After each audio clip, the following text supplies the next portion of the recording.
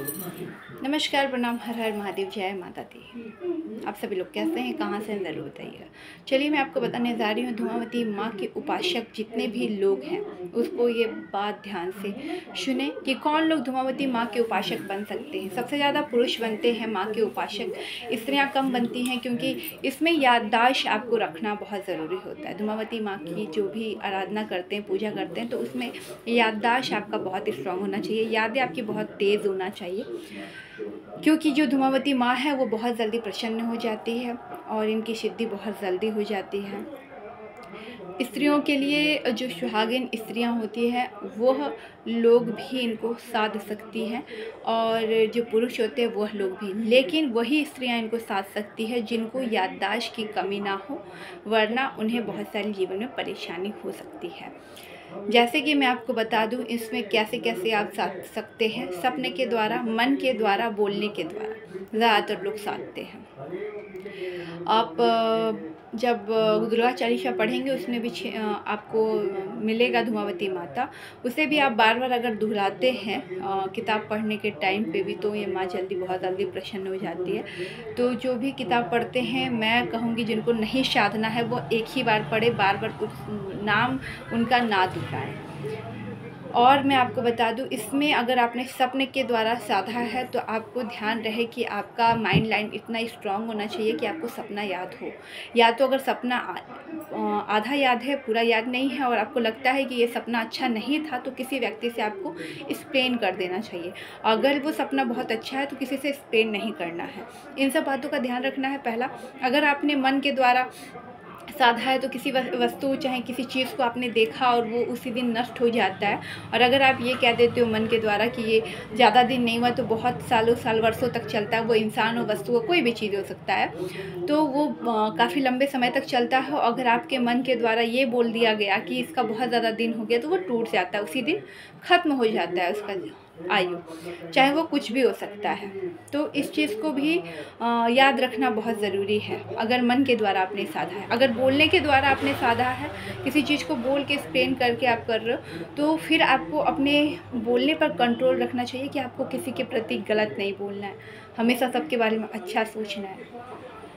धूमावती माता के मंदिर में विधवा औरत ज़्यादा जाती हैं, जो शादीशुदा हो कम जाती हैं, क्योंकि ये माँ बहुत ज़्यादा क्रोधी स्वभाव की भी होती हैं। और लोगों का मानना और कहना ये भी है कि धूमावती माँ एक ऐसी देवी है जो तंत्र विद्या में भी बहुत ही कारगर है और बहुत ही ज़्यादा कारगर है। कोई भी व्यक्ति जो धूमावती माँ की सिद्धि ली है, अगर वो किसी को गलत सोचे, किसी के प्रति कुछ करे, तो ये एक बार आप किसी के ऊपर करके उन्होंने छोड़ दिया, तो बहुत जल्दी कोई भी आपको तांत्रिक नहीं बचा सकता है। बहुत जगह आप इलाज करा लोगे, आप ठीक नहीं हो पाओगे।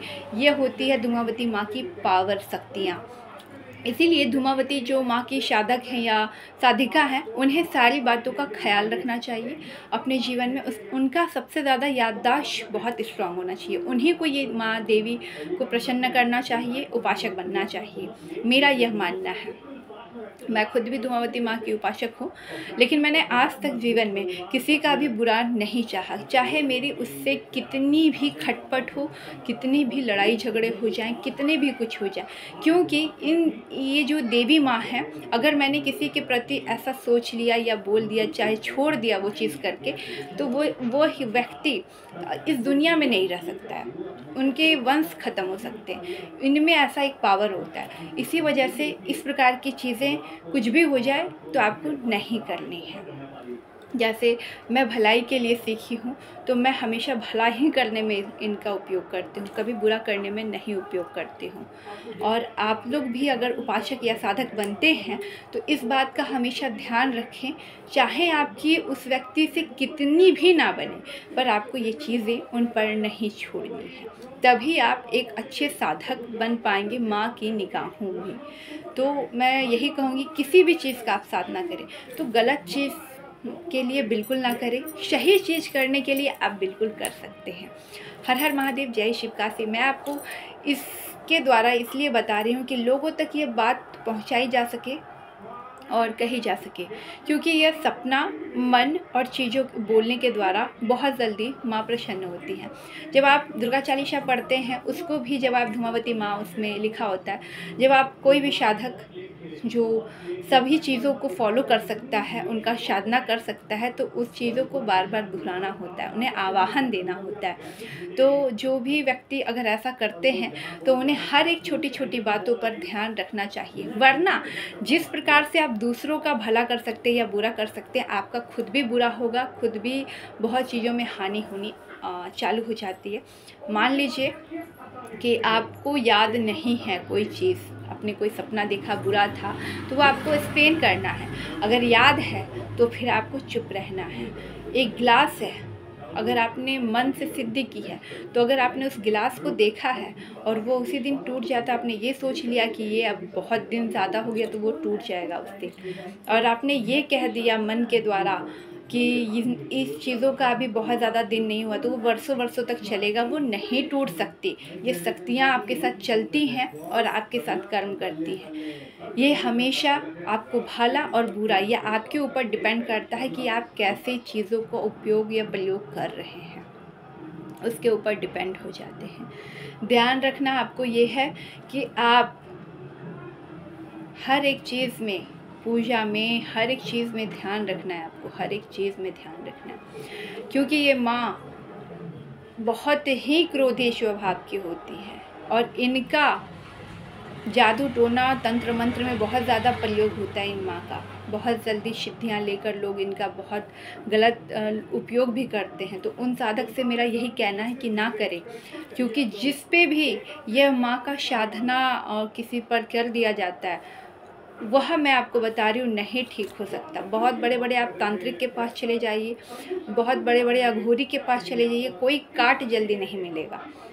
जिस व्यक्ति ने किया है वही उसको जल्दी ठीक करेगा, या कुछ चीज़ें और भी है मेरी जानकारी में, उससे भी ठीक होता है, मगर मैं यहाँ वीडियो के माध्यम से नहीं बताऊंगी आप लोगों को, क्योंकि इसका बहुत सारे साधक दुरुपयोग भी करने लगेंगे। इसी वजह से मेरा यह मानना है कि आप लोग भी अपने जीवन में अच्छी साधना करें। अगर माँ के उपासक बने हैं तो उसका बहुत ज़्यादा ध्यान रखिए माता का, वरना ऐसी कोई साधना ना करें कि आपके लिए और दूसरों के लिए हार्मफुल हो। और जय माँ धूमावती। और आप लोगों को यह वीडियो अगर अच्छी लगी होगी तो लोगों तक शेयर कीजिएगा, क्योंकि बहुत ज़्यादा वहम भी है लोगों को कि माँ धूमावती की साधना हम कैसे करें, क्यों करें, किस लिए किया जाता है, किस प्रकार से रखा जाता है। तो मैं आपको बता देती हूँ, और बहुत तरीके से इनको रखा जाता है, सबकी अपनी अपनी चीज़ें होती है, लेकिन मैं जिस प्रकार से रखी हूँ मैंने आपको एक्सप्लेन करके बताया। और जितने भी मेरे लोग थे शिष्य में भी, वो लोग भी जैसे रखे थे उसके बारे में मैंने बता दिया।